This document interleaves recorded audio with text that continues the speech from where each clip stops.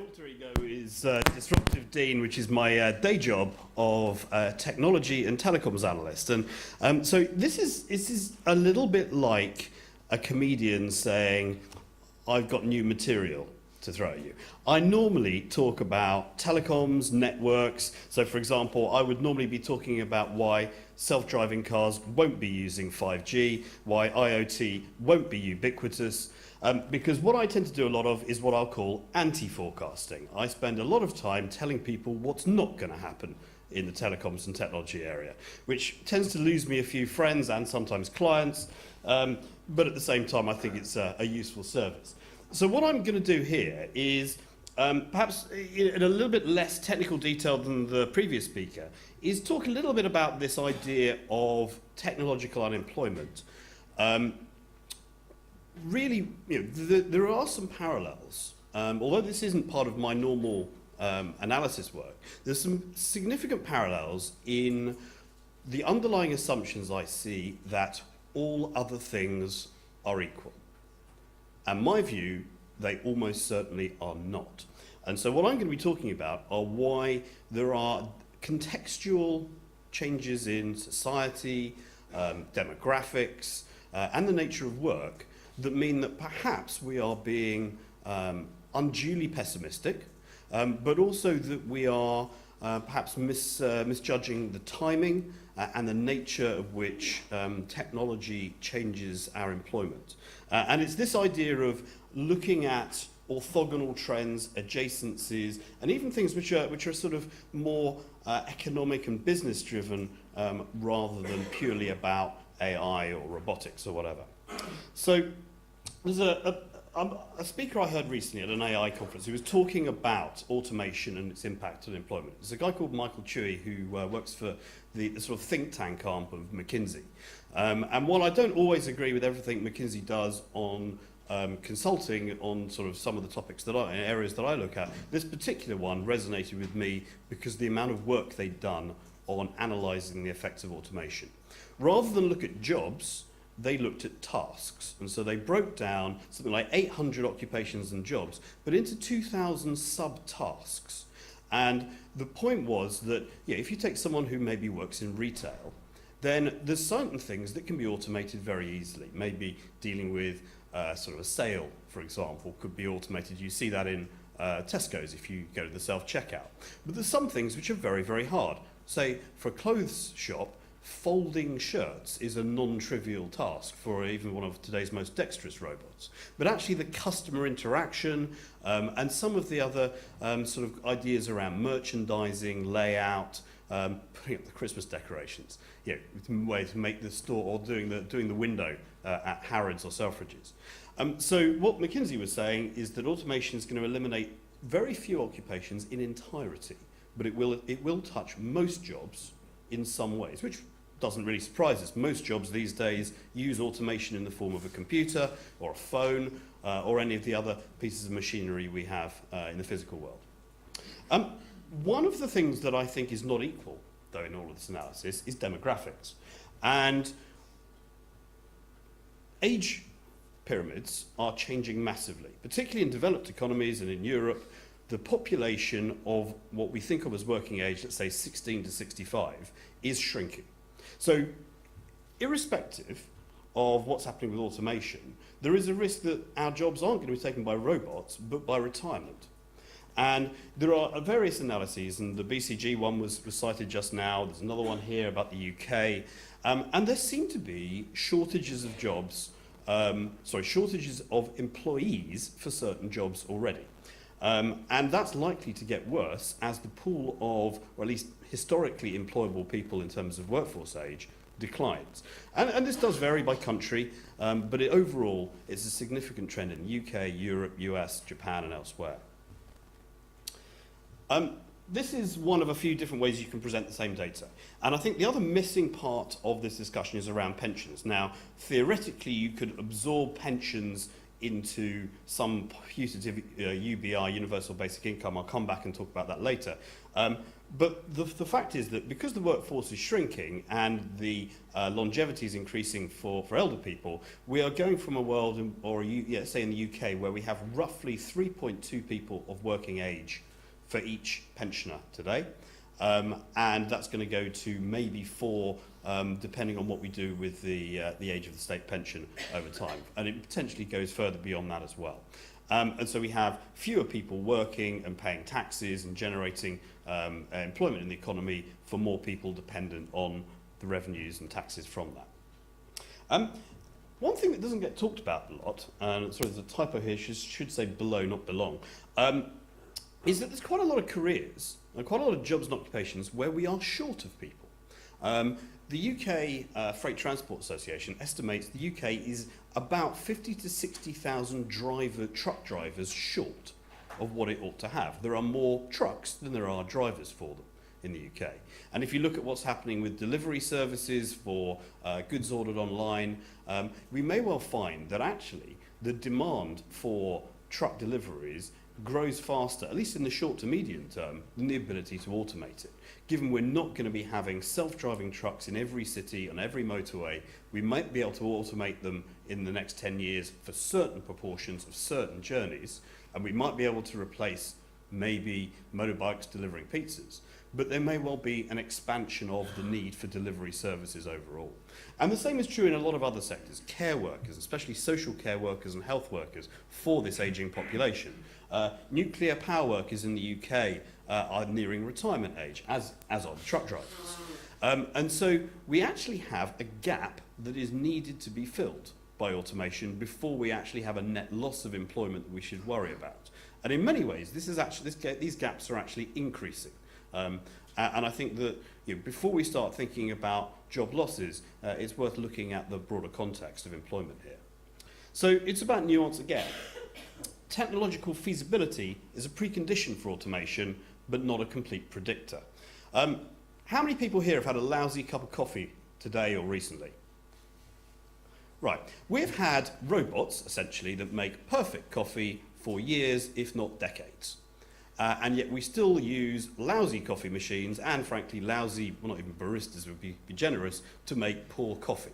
So there are certain occupations where it is theoretically possible to replace people with a machine, but either we choose not to, perhaps for cost reasons, but also for social reasons. We like going to a cafe which has a new set of different sort of cold brew coffees that someone has dreamt up, served to us by a barista with full sleeve tattoos and some questionable facial hair, because it makes us feel better. We could have just had an espresso machine in the corner, but we don't. Similarly, I'm sure it would be possible to create robot undertakers, but I don't think any of us would be choosing those for our relatives' funerals anytime soon. So, employment balances and whether we're going to have mass technological unemployment are driven by a lot of factors. We do have automation, and there certainly will be tasks and some whole jobs that can be replaced by automation. But one of the things that doesn't get discussed is this issue of supply and demand. And if you automate certain input functions for a job, or certain inputs or certain tasks, potentially if they're the menial ones, you might actually lower the price and create more demand for the overall product or service. So imagine that you automate 20% of a task in a particular industry, you can perhaps reduce the workforce by 20%, but if the price comes down enough to drive through elasticity demand up by 30%, you end up with more companies or more outlets producing the same products with fewer people, and the net employment goes up. This is actually one of the things that unfortunately I haven't got a hard source for this, but I've heard it anecdotally from a couple of places. In the legal industry, people are starting to automate some of the basic tasks of discovery and research and finding out the basic facts to form the basis of a lawsuit or a trial. And at one level, that is reducing employment for paralegals and people who've traditionally done some research. But what's happening is it's actually freed up a bottleneck, and potentially because law firms are quite highly paid. we're actually finding that there's a possibility now to have more lawsuits. Whether that's a good thing is a good question, but it's actually possible to have more legal work because the donkey work, the really frankly boring and low value stuff, is being automated. So we may find that there's a decrease in legal researchers and an increase in more highly paid and skilled legal practitioners at the other side. And that is true in a number of different industries. And that elasticity effect often isn't considered in discussions of automation. Regulation and policy plays a role in many separate areas here. So, for example, going back to the truck drivers, one of the reasons for the shortage is that progressive rules have been brought in limiting the number of hours that truck drivers can work. You know, probably sensibly, you don't want them falling asleep at the wheel, but you then need more people to do the same amount. You get the same in, for example, airline pilots. Planes have had autopilots which do everything apart from taxiing and takeoff for years. Yet the number of commercial pilots needed is higher than it was, and it's expected to grow at a roughly 25,000 a year because of adoption of more aviation in Asia in particular. And so you also have the regulatory angle there of the requirement to have 2 pilots, or some cases 3 on long haul. Now, it's possible that at some point we'll get to a point where it's 1 pilot and a robot or AI, but that's going to take quite a long while to get that into place. And lastly, we do have sort of international trade, both of the goods and services and the people providing them, which tend to impact our consideration of who's being employed where and by whom and at what prices. So overall, technological unemployment, you can't just look at technology. There's all of these other factors, whether it's demographics or demand elasticity, that factor in as well. This is another final stat from McKinsey. Whilst 60% of occupations have more than 30% of tasks that could be automated, apparently, and I asked Mr. Dewey this specifically at an AI conference I went to in San Francisco last month, how many we could actually replace entirely. It's actually less than 5% of total jobs are replaceable. And if you factor in the fact that that's not all going to happen overnight, and you do have these other factors, then maybe the actual risk of individuals being let go or fired might be less than we expect, particularly because there is this scope to create new work around the tasks that we have at the moment. And this is one of the things I'm thinking is that employment is fractal. When you actually drill into tasks, they're all made up of subtasks. And maybe not for someone who's flipping burgers at a fast food chain where there's minimal amount of innovation or randomness or unpredictability. But in a lot of what we do, there are things that can be done better. An individual, whether it's a micro task or an element of a job, in the same way that we have that with baristas in coffee. And so I think that when we start looking at these analyses, we have to be very sceptical of the top level ones which just look at overall occupations without thinking what's underneath the hood there. Timing. Things do not happen overnight. There are plenty of areas where automation will come in and it will take years, if not decades, either because of sunk costs, because of scalability, because of regulation, because of unions, because of social acceptability. I come back to the example of the undertaker before. If I create an automatic robot undertaker today, I'm not expecting significant adoption for 10, 20 years possibly, until people become accustomed to the idea. Not only that, but we may well need digital undertakers to actually do what Alex was talking about, which is manage your online and internet estate after you die. There's a piece of work that was done in Korea looking at potential new jobs. And one of them was this, is we all have online persona, properties, data, and you can bet that the guy in the top hat isn't very good at closing down your Facebook profile or changing your Twitter banner to black. So we'll need to have people who do that for us.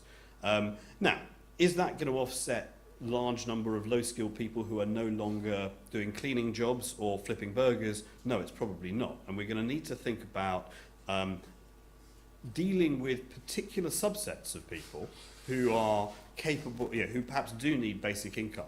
But maybe it's not universal. Maybe it's sectoral basic income, where you provide a basic income to teachers or to cleaners or to whoever. rather than trying to roll something out across the economy to baristas, to lawyers and everyone else. Timing also has impact in terms of the other issues around technology.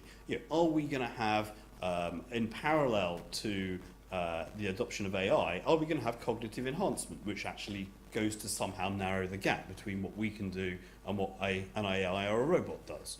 It may well be that we have other capabilities. Someone earlier was talking about the possibility for not sleeping if you really wanted to as an enhancement. Personally, I don't think I'd sign up for that, but if that was a way of changing the productivity equation, perhaps again it works. We have pensions, and over what time frame do pension ages and retirement change? So there's a lot of orthogonal things that are running at their own cadence, their own speed. And quite often we just focus on the development of technology. We don't look at the adoption rates in reality. And 5G networks are a great example. It's one of my topics at the moment. They are going to be patchy, slow, for different uses that people think. They're not going to be ubiquitous and everywhere. You're not going to have really, really fast broadband over the entirety of India or Burma or anywhere. It'll be in some places, but not others. And that sort of, I'm not going to put the William Gibson quote that everyone's heard 100 times before up, but that's true. The future does arrive at different speeds in different places, and in fact multiple futures arrive in random order, depending on what particular facet you're looking at. Right, so quick couple of slides on money and tax. One of the questions around whether it's universal basic income or pensions or anything else is how do we pay for it? This is just analysis from the ONS on where the UK's tax comes from. And a lot of it comes from income tax, and national insurance, which obviously is potentially at risk if we do have fewer people in employment. Consumption taxes, VAT, and things like alcohol and tobacco and so on. Corporation tax is actually a surprisingly small part, less than 10% of the total, along with business rates and so on. So we have to think about where the funding comes from if we then want to talk about something like UBI and how we can afford to change whether it's unemployment benefit or UBI to map onto that. Now, this is a sort of very rudimentary analysis that I'll be honest, I put together quite rapidly. But thinking about where and who pays taxes at the moment, obviously the majority comes either from employed people or their employers across the top. Unemployed and low wage obviously still pay VAT on some products and perhaps council taxes and so forth, and so on for pensioners. There's a big question about robots, AIs, and their owners, who sort of overlap to a degree with the first row. Can we tax automation systems? It's not obvious to me we can. A lot of people talk about it. I think that the definitions will move every year onto sort of what is an AI, where's it located, where are the servers, if it's run in the cloud, whose cloud. You could maybe try to do data sovereignty and make things only run in IT systems that are located in a given country, but that's not an easy proposition. The other question is this corporation taxes and rates? And will automated companies necessarily be more profitable? Not necessarily. If you're running a fast food business, you might be able to take costs out, but so can all your competitors. It's not obvious to me that a robot McDonald's of the future, which is competing against a robot Burger King, is going to have a higher margin. So I think that in terms of can we increase corporation tax overall, not obvious. So I do worry that sometimes the UBI concept is driven a little bit by people who have it as their ideological hammer, and they are looking for automation nails to bang because that's the only tool they have in their ideological armory or toolbox. And so, I think that there are some deep questions as to the affordability of UBI, the practicality, and I'm sorry, but the previous speaker, it was a great ideological and wishful thinking vision, but I don't think that the cost of going from where we are now to this sort of promised utopia, the transaction costs are huge. And I think that's something that needs to be borne in mind by policymakers. So, summing up, all other things are not equal. And there's a ton of other stuff in the background around demographics, the elasticity of demand, descriptions of jobs, tasks, careers, sectors need to be considered, not how they are today, but how they will be in the future. And the timing of adoption of everything. Nothing happens overnight, even if it's in theory going to drive more productivity. I think this elasticity effect is not analysed anywhere near enough because it has to be done sector by sector. I think that people who are advising on careers need to be now talking a lot more about the impact of automation. I had a discussion with my brother a couple of weeks ago about his kids, and he's trying to work out what career advice and school advice and which track to take in education to avoid getting into a dead end that's going to be automated out in 10 or 20 years' time. And I don't think enough people are doing that. Culture change. One of the things I think we are going to have to deal with is more fragmentary work. And there's going to be bits and pieces. The overall number of tasks might be the same, but if you like, they're going to be scattered around. I was at an event last week, and someone came up with an idea, almost like a philosophical view, that we need to have to be enthused about uncertainty. Most of us tend to like predictability, security, and I think that there's a real culture shift, not necessarily on individual skills, but attitude. And that's something that perhaps we're starting to bring in with people who are more interested in whether it's coding or just looking for sort of flexibility and multiple routes to the same solution. Pension policy, I think needs, I'm not a specialist on that, but clearly I think that pensions and retirement are at least as much of an issue as robotics, and I think that we need to think about it. And there is this last point, arguably, if automated companies are going to pay for it, whether it's UBI or anything else, maybe we need hypercapitalism. Because unless you have a lot more profit, you're not going to be able to generate a lot more tax to pay for anything. Thank you. Thank you very much, Lee.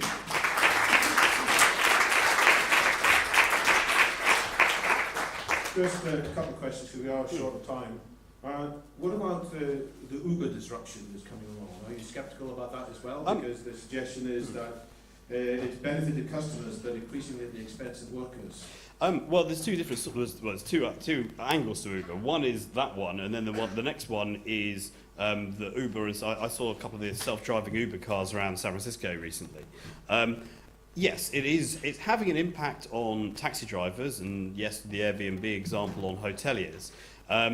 You could argue both ways there as to whether it is taking on entrenched regulations in some places, but it's making perhaps a new leverage point in others. There's certainly certain cities where taxis have had a huge amount of power. You only have to look at the number of airports which don't have a reliable train or bus connection, which seems to be not unconnected with the power of the local taxi lobby. So I think that there is there's no easy answer. It's going to vary on a regional, local basis there. Great presentation, and no political bias in there whatsoever. A lot of this is based on certain assumptions, isn't it? So if you look at the McKinsey work, you look at the work of the Oxford team, their assumption is that the nature of those jobs won't change. Very much the same structure to the tasks 5, 10, 20 years out. And the same as HS2, but it's the same, it assumes that the structure of the UK economy will look the same in 2030 as it does today. Which one or two people might challenge. My concern is that all these analyses are based on, a very backward-looking perspective. If you take the legal one, the courts are redesigning themselves so that lawyers will have to do their submissions online. You won't need people to turn up in court. They'll accept data from the Internet of Things that says, actually, the coffee cup, the sofa, and the TV are all providing the evidence to say you committed the murder. We don't need you to turn up. So the police will turn up at your door and simply take you to prison. And that's not wishful thinking. That is the kind of conversation. You're right. It's not wishful thinking. That's happening inside the projects that are going right now to talk about automating the legal system, and that's happening in every sector.